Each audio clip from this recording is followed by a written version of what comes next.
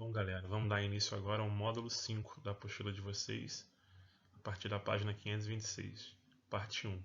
Como esse módulo é um módulo muito grande, eu resolvi dividir ele em duas aulas para ficar melhor a compreensão para vocês e não ficar muito longo também o vídeo. Então a gente vai ter a parte 1 agora nessa semana e a parte 2 na semana que vem. Bom, na aula passada, no último passo lá do roteiro de aulas que eu enviei para vocês, eu deixei um link de uma notícia da G1, né, do Globo.com, sobre a origem de uma descoberta do possível cordado mais antigo do mundo, que seria o Picaia graciliensis, que, segundo, né, esse estudo, seria o ser vivo mais primitivo encontrado do filo dos cordados.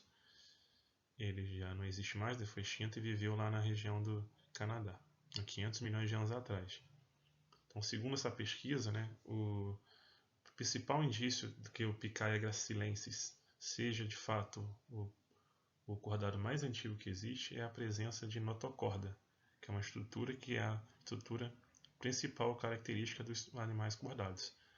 Então, o Picaia graciliensis é o fóssil mais antigo com a presença de notocorda encontrado até hoje.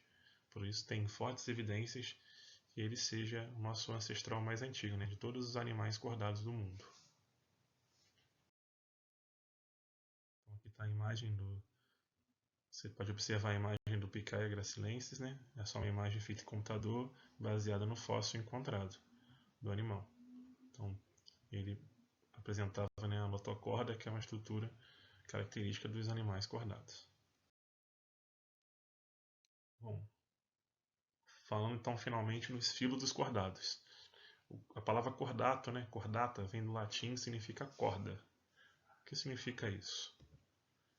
Esses animais eles apresentam simetria bilateral e endoesqueleto. Então, todo o cordado tem simetria bilateral e um esqueleto interno, né, endoesqueleto. São animais triblásticos, tem os 3 folhetos embrionários, deuterostômios, né? Então primeiro surge um ânus, depois surge a boca na embriologia do animal, e são animais celomados, né? Possuem aquela cavidade abdominal chamada de celoma. São aproximadamente 50 mil espécies de vida livre, aquáticas e terrestres. São peixes, os anfíbios, os répteis, as aves e os mamíferos. Então, todos esses grupos de animais, essas classes de animais, pertencem ao filo dos cordados, que são os animais que possuem aquela notocorda que eu falei anteriormente para vocês.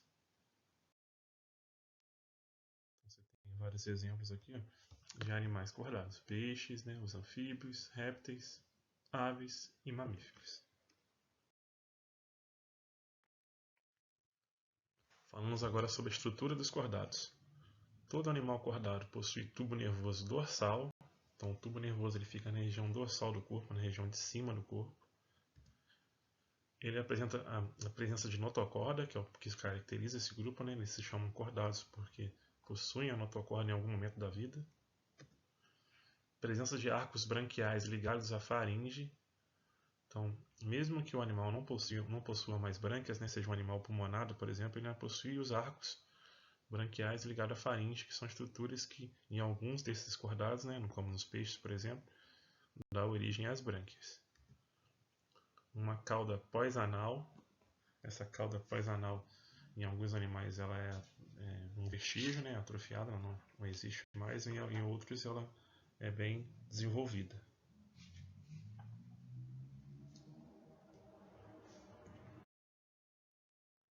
Então, aqui você tem agora a imagem de um animal invertebrado e de um animal cordado, né? Você compara os dois, você percebe que, ó, a cauda do cordado ela é pós-anal, é depois do ânus. Então o ânus está aqui e a cauda é após o ânus. E a principal diferença está nesse fato aqui, ó. O tubo nervoso dos cordados, que é esse tubo vermelho aqui, ó, onde passa os nervos, ele é dorsal, ele é em cima do corpo. Nos animais vertebrados, o tubo nervoso é ventral. Então a principal novidade evolutiva, né, além da presença da notocorda, é claro, é a presença de tubo nervoso dorsal ao contrário dos animais invertebrados, onde o tubo nervoso é ventral. Aqui num corte de frente você vê o tubo nervoso embaixo, né, do tubo digestório nos invertebrados, e o tubo nervoso acima do tubo digestório no animal cordado. Então, o tubo nervoso ele é dorsal.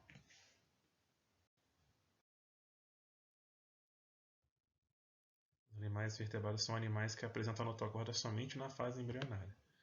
Então a notocorda ela só se manifesta, né, ela só é presente durante a fase embrionária. Depois que o embrião se desenvolve, vira um feto maior, a notocorda ela é atrofiada, ela desaparece e ela é substituída pela coluna vertebral. Exemplos de animais vertebrados: você tem os agnatos, os peixes, anfíbios, répteis, aves e mamíferos. A imagem de uma assídia parece muito com uma esponja, né? Lembra, uma esponja é um animal fixo. Ele se alimenta filtrando o ar que entra por esse orifício aqui. Ele suga a água, filtra ela, tira o oxigênio e os nutrientes, depois elimina ela pelo mesmo orifício. Assim como a esponja faz, com a diferença de não ter os poros, né? A água entra e sai pelo mesmo orifício. Aqui na B você tem uma salpa, que também é um urocordado, e na figura C aqui você tem um anfioxo, que é um animal cefalocordado.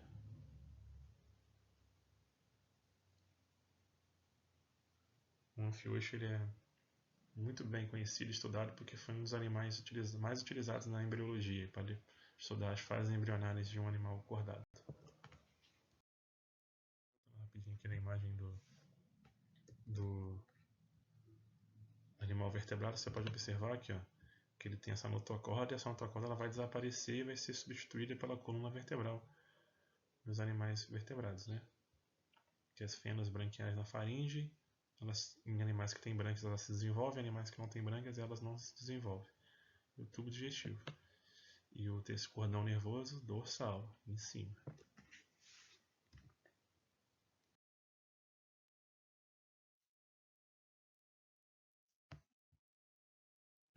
Bom, agora falando sobre a classificação dos vertebrados. Os vertebrados são classificados pela presença de mandíbula ou ausência de mandíbula em agnatos, que são os animais vertebrados que não possuem uma maxila, né, a mandíbula. Eles são chamados também de ciclostomados. São classificados vulgarmente como peixes, apesar de não possuir a maxila, né, o maxilar. Eles apresentam um corpo longo, cilíndrico, com esqueleto cartilaginoso e revestido de escamas. Logo atrás dos olhos, na lateral do corpo, existem orifícios e arcos branquiais. São animais ectotérmicos e nadam utilizando nadadeiras. A boca sem mandíbula é circular, dotada de ventosas e dentes. O animal adere-se à sua vítima e, utilizando a língua com pequenos dentes, raspa a sua pele até abrir um ferimento, passando a sugar seus líquidos corporais. Esses animais habitam rios e mares do hemisfério norte. Exemplo que a gente tem é a lampreia e o peixe-bruxa. Então aqui você tem uma imagem de uma lampreia. Se observa bem atentamente aqui, ó, na região da boca dele, ele não possui um queixo, né, a mandíbula, um maxilar. Então não consegue fazer aquele movimento de mordida. Então como é que ele faz para se alimentar? Ele fixa a boca no animal que ele quer se alimentar, raspa com esses dentinhos aqui e a língua o animal até provocar um ferimento e suga os fluidos corporais do animal, que pode ser o sangue, por exemplo.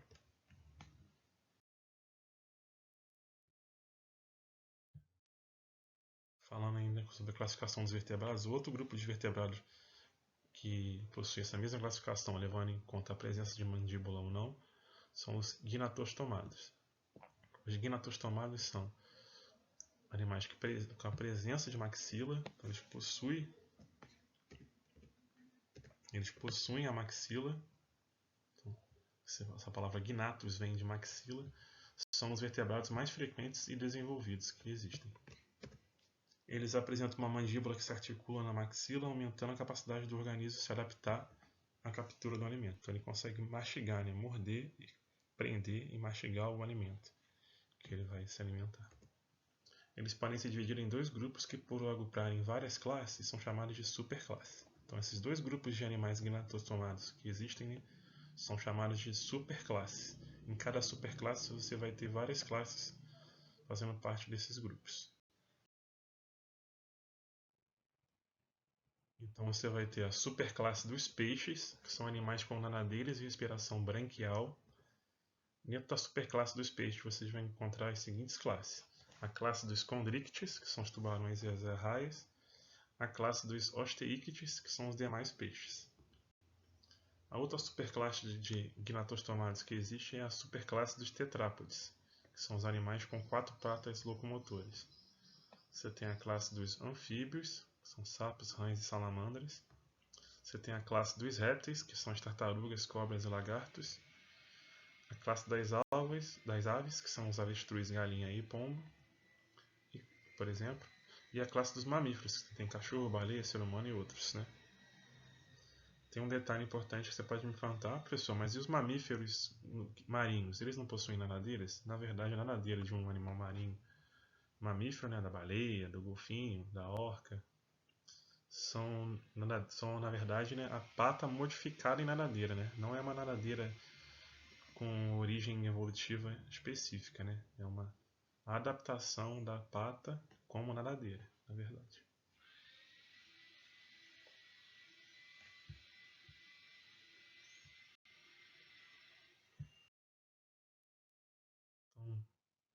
Então nessa aula, primeira parte da aula sobre cordados, a gente vai ver somente a superclasse dos peixes. Na próxima aula, na parte 2, a gente vai ver a superclasse dos tetrápodes. Dentro da superclasse dos peixes, a gente tem a classe dos condrictes. Essa classe dos condrictes ela compreende os peixes que apresentam esqueleto cartilaginoso. Então, todos os peixes que apresentam esqueleto cartilaginoso pertencem à classe dos condrictes. Condro significa cartilagem, ictis significa peixe. Então, seriam os peixes cartilaginosos. São os vertebrados vivos mais antigos que existem, com cerca de 500 milhões de anos. Cerca de 500 milhões de anos que eles existem. Em sua maioria são marinhos, sendo registradas aproximadamente 800 espécies diferentes de peixes condrictes. Exemplos mais famosos: as quimeras, as arraias e os tubarões. Então você tem aqui a imagem aqui de uma arraia, o tubarão branco e a quimera, 3 animais que fazem parte do grupo dos condrictes, peixes cartilaginosos.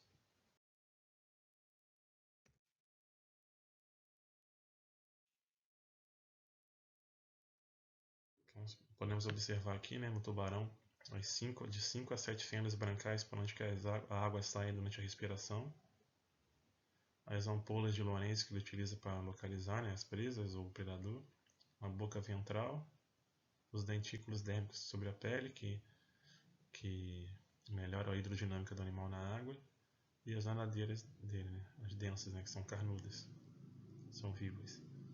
Por dentro, né, a estrutura dele por dentro você tem o testículo, estômago, a válvula espiral, que ele usa para produzir a urina, baço, o rim também, que ele usa para produzir urina, glândula retal, pâncreas, intestino, fígado, coração e a boca, cérebro, enfim, toda a estrutura do animal. Falamos sobre a digestão dos condrictes. A boca é provida de muitos dentes calcificados que servem para prender, triturar ou cortar o alimento. O intestino de muitas espécies apresenta uma válvula espiral, a tiflossole, que aumenta a absorção. O fígado é rico em óleo, pode apresentar cerca de 40% do peso corporal e é fundamental no equilíbrio hidrostático do tubarão. Tem até pessoas que se alimentam, né, de óleo de fígado de tubarão para substituir o óleo de soja comum, porque por ser uma gordura menos saturada. Não existe ânus, então esses animais não possuem ânus. Tanto o sistema digestório como o sistema excretório, como reprodutores, unem-se em uma estrutura denominada cloaca, né, um orifício chamado cloaca. Então as fezes produzidas no sistema digestório, as excretas, né, a urina, e os células reprodutoras, o espermatozoide, o sêmen, no caso do macho, e o óvulo, eles são eliminados tudo pela cloaca, que é um único orifício para a eliminação de coisas do organismo desses animais. Eles não possuem ânus. A respiração, ela é branquial e a maioria dos animais apresentam 5 arcos branquiais. A água ela vai entrar pela boca e sai pelas fendas localizadas atrás de cada uma das brânquias, né, que são aquelas fendas branquiais que eu falei, que vai de 5 a 7. Nas raias bentônicas existem na face superior, logo atrás dos olhos, 2 aberturas denominadas espiráculos, que também servem para captura de oxigênio. A circulação. A circulação ela é fechada, simples e venosa, o que significa que o sangue passa apenas uma vez pelo coração em cada circuito. O coração de um condricte possui um átrio e um ventrículo, né, 2 cavidades somente. E o sangue venoso que passa por ele se dirige às brânquias, onde vai ocorrer a filtragem do oxigênio da água, né, passando para a corrente sanguínea. Falando sobre a excreção desses animais, eles apresentam um par de rins metanéfricos excretando ureia.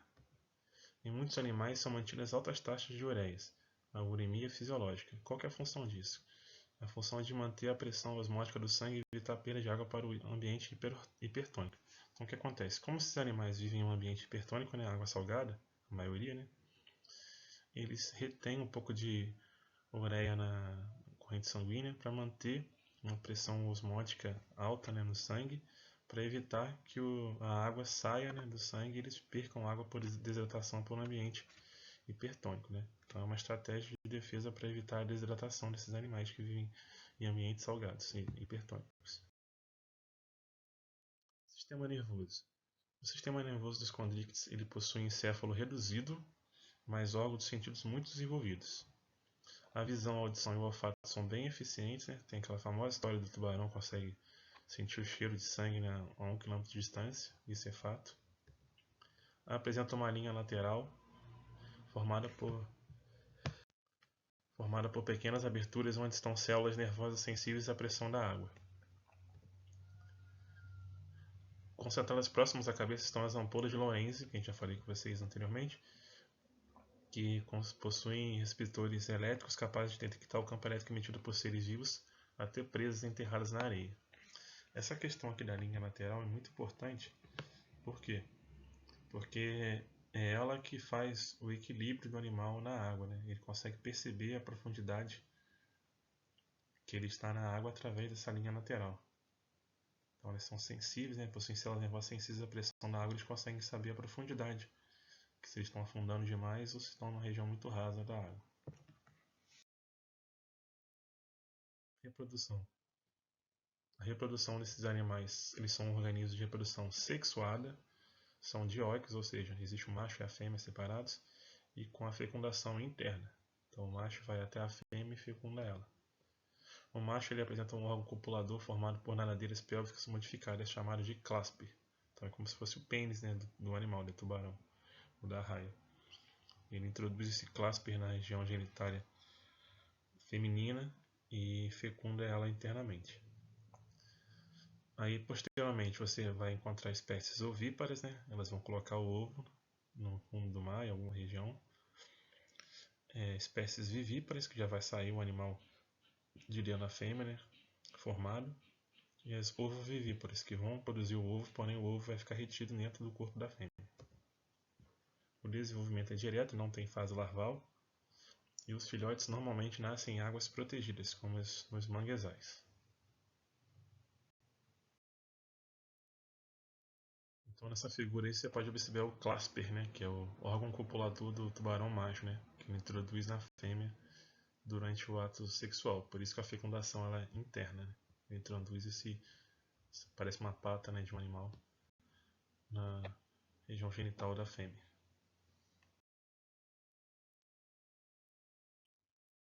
Falando agora sobre a classificação dos condrictes.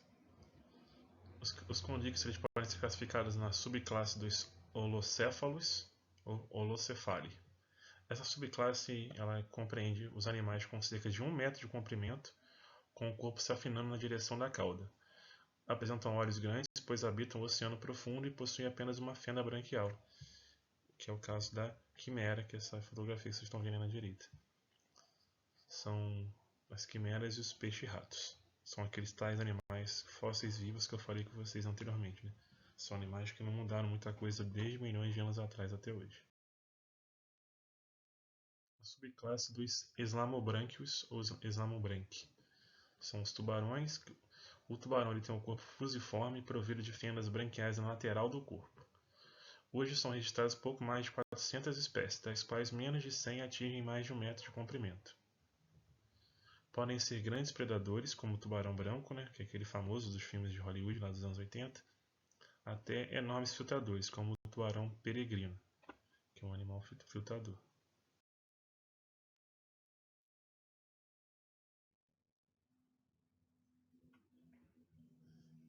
Subclasse dos elasmobrancos falando agora sobre as arraias. As arraias têm um corpo achatado, dorso ventralmente, provido de fendas branquiais na face ventral. As arraias de fundo apresentam espiráculos e algumas podem apresentar um aguilhão, que é uma espécie de ferrão junto à base da cauda, com função de defesa. Inclusive tem até um aventureiro desses de televisão, desses canais fechados da National Geographic, que morreu devido a um acidente com uma arraia enfincou um aguilhão no peito dele durante uma gravação de um episódio no programa dele. Existem ainda algumas arraias que podem descarregar choques, conhecidas como treme-tremes ou arraias elétricas. Atualmente são registradas pouco menos de 400 espécies, que podem medir de 20 cm a mais de 5 metros de envergadura. Você tem mais de 3 arraias, né? Na figura A você tem a arraia prego, a arraia elétrica, que é essa que emite ondas elétricas, e a arraia jamanta. Esta última podendo medir até 5 metros de envergadura, de uma ponta a outra da ladeira.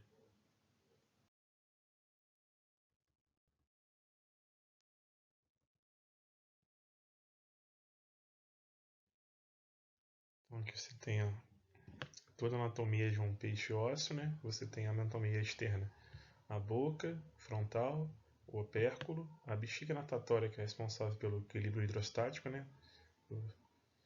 Para equilibrar o animal na água, para ele não afundar ou boiar.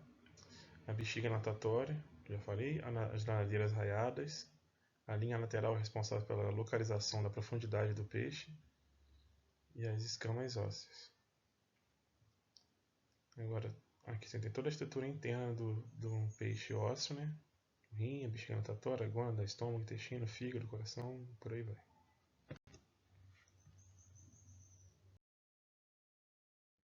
Digestão dos osteíctes.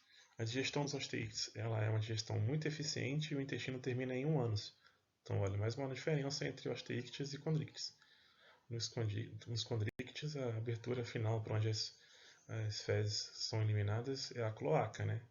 Já nos osteíctes é o ânus. A boca frontal pode ser provida ou não de dentes que servirão para realizar muitas formas de obtenção de alimento.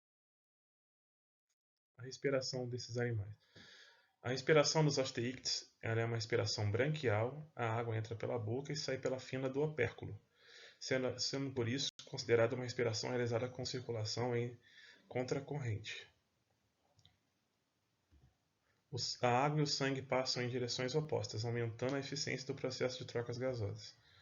Nos peixes dipnoicos, né, que são os peixes que possuem pulmão, né, peixes pulmonares, a bexiga natatória serve para realizar trocas gasosas. Assim, quando o peixe está em águas pobres em oxigênio, ele vai até a superfície e toma goles de ar. Na bexiga, o oxigênio desse ar é transferido ao sangue, né? Então a bexiga vai funcionar como se fosse um pulmão, né? Nesses animais dipnoicos. Você tem aqui a piramboia, que é um peixe brasileiro encontrado na Amazônia. Esse peixe é um peixe dipnoico, né?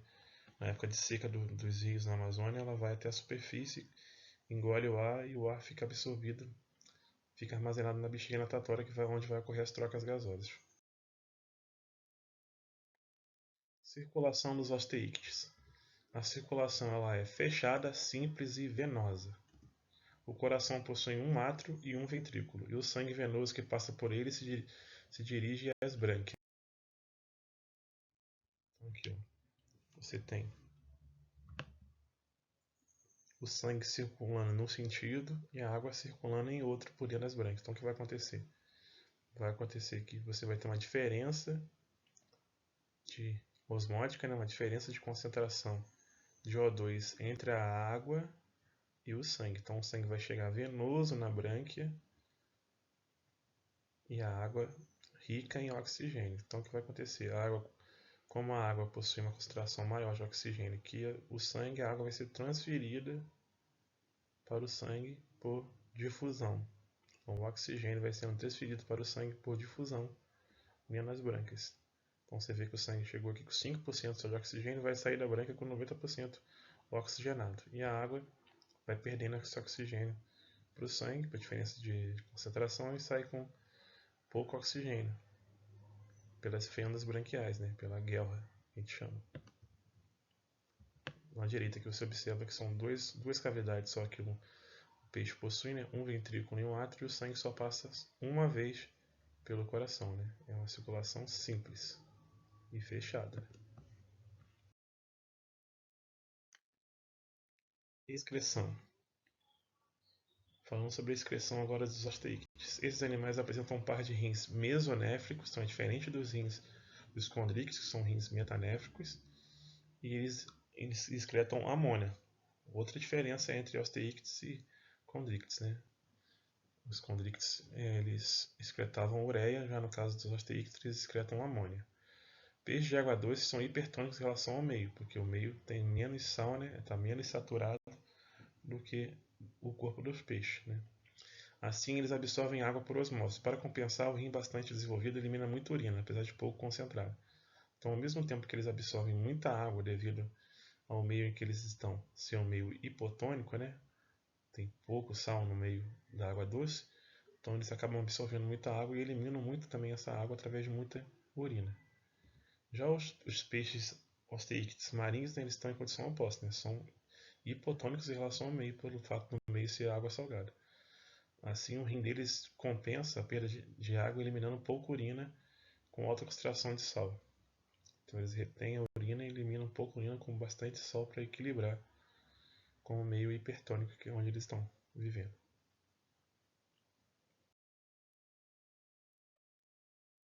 Sistema nervoso agora dos osteíctides. Eles apresentam encéfalo reduzido e 10 pares de nervos cranianos, com órgãos e sentidos bem desenvolvidos. A visão, a audição, o olfato têm destaque dependendo do ambiente. A linha lateral é bem nítida, pois cada escama apresenta um orifício que comunica o exterior com canais onde estão células nervosas sensíveis à pressão da água, né? Mecanorreceptores. Então, foi o que eu falei anteriormente. Eles conseguem saber exatamente a qual profundidade da água que eles estão devido à pressão da água, sensibilizando essas células nervosas na linha lateral. A reprodução agora dos osteíctides. A reprodução desses organismos é uma reprodução sexuada. Eles são dioicos, embora existam exemplos hermafroditas, com fecundação interna ou externa. Então, algumas espécies fazem fecundação interna, outras espécies fazem fecundação externa. Eles nadam até a nascente do rio, onde a profundidade é mais rasa, e eliminam os gametas masculino e feminino na água onde ocorre a fecundação. O macho ele apresenta um órgão copulador gonopódio. Entretanto, os lançamentos dos gametas na água são comuns. Então, nem todos acabam que usam esse gonopódio, né? Alguns acabam lançando os gametas na água mesmo, quando a fecundação é externa. Encontramos espécies ovulíparas, fêmeas que lançam os óvulos na água onde ocorre a fecundação, ovíparas, vivíparas ou ovovivíparas. O desenvolvimento pode ser direto ou indireto. A forma primitiva após nascimento é conhecida como alevino. Então, aquela larvinha de peixe, quando o peixe não está se desenvolvendo, é chamada de alevino. Classificação dos osteíctides. Os osteíctides podem ser classificados em sarcopterídeos. Os sarcopterídeos, né, sarcos, carne, pteryx, nadadeira, formam uma linhagem de peixes que apresentam nadadeiras lobadas e com suporte ósseo. As nadadeiras raiadas iniciam-se na ponta de um apêndice articulado. Embora frequentes há 400 milhões de anos, hoje existem poucas espécies vivas. As pirambóias conhecidas como peixes pulmonados e os selacantos. Podemos aqui então observar, né, a imagem da pirambóia e do selacanto, né? A pirambóia aqui na imagem B, que é um peixe pulmonado, e o selacanto, que é aquele peixe na A ali, na imagem A. Ambos os peixes são do grupo dos sarcopterídeos, né?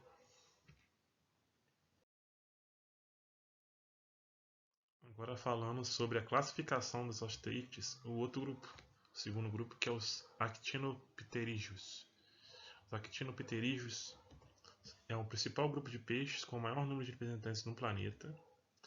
Os actinopterídeos, Actis raio, Pteryx nadadeira, formam uma linhagem de peixes que apresentam nadadeiras formadas por membranas sustentadas por raios ósseos. Pode-se dizer que desse grupo participa a maior parte dos peixes que frequentemente visualizamos em mercados, aquários e mergulhados no mar.